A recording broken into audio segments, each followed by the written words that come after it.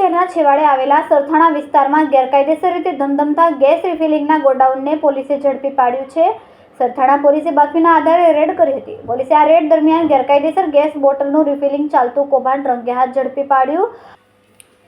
સુરતના સરથાણા પોલીસ મથકની હદ વિસ્તારમાં આવેલા લસકાણામાંથી વધુ એક ગેરકાયદેસર ગેસ રિફિલિંગના ગોરખ ધંધાનો પર્દાફાશ થયો છે. આ વખતે પોલીસને ખૂબ જ મોટા પાયે ગેરકાયદેસર રાંધણ ગેસના બોટલ રિફિલિંગ થતું હોવાની માહિતી મળી હતી. સરથાણા પોલીસને મળેલી માહિતીના આધારે તપાસ કર્યા બાદ પોલીસ ટીમ સાથે ઘટનાસ્થળે દરોડો પાડ્યો હતો. પોલીસના દરોડા દરમિયાન લાઈવ ગેરકાયદેસર ગેસ રિફિલિંગ થતું ઝડપી પાડવામાં આવ્યું હતું. પોલીસે પાડેલી રેડના પગલે આ વિસ્તારમાં ચકચાર મચી જવા પામી હતી. લોકોના જીવના જોખમે ગેરકાયદેસર રીતે ગેસ રિફિલિંગનો ગોરખ ધંધો કરનાર પારસ ગુજરની પોલીસ દ્વારા ધરપકડ કરવામાં આવી. પોલીસે આરોપીના ઘરેથી અને ગોડાઉનની અલગ અલગ કંપનીના કુલ 50થી વધુ રાંધણ ગેસના બોટલ સહિત કુલ 1 લાખ રૂપિયાનો મુદ્દામાલ કબજે કરીને વધુ તપાસ હાથ ધરી. સુરતથી સુનિલ પાટીલ સાથે ભાવેશ પાટીલ, ગુજરાત સમ્રાટ.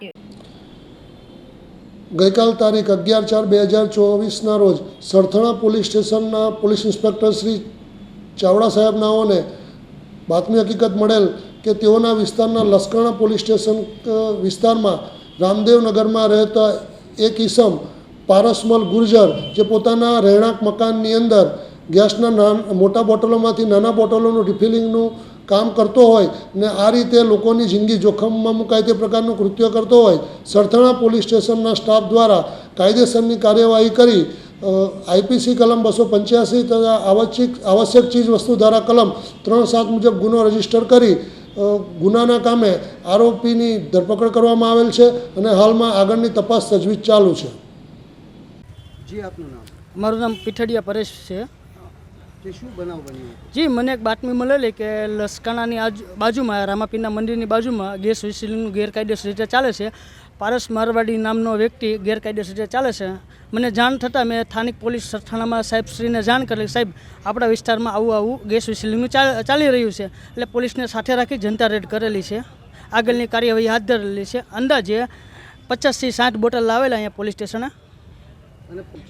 અંદાજે લસકાણાની વિસ્તારમાં લાગત ચાલી રહ્યા છે. પોલીસને જાણ કરેલી છે. પોલીસ આગામી સમયે પોલીસ એક્શન મૂડમાં છે. પોલીસ હાલની કાર્યવાહી હાથ ધરેલી છે. કાલથી એક્શનમાં છે પોલીસને. તો પોલીસ એક્શન મૂડમાં છે તો પુરવઠા અધિકારીઓ શું કરતા છે?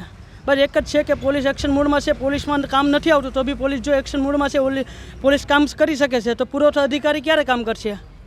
તો શું હવે આના માટે આગળ તમારા દ્વારા કઈ રીતના પગલાં લેવા? બસ અમારા એક જ માંગ છે કે અમે કાલેથી કે સરથાણા વિસ્તારમાં જેટલી દુકાનમાં ચાલતું અમે પોલીસને સાથે રાખી જનતા રેડ કરશું. ઓકે.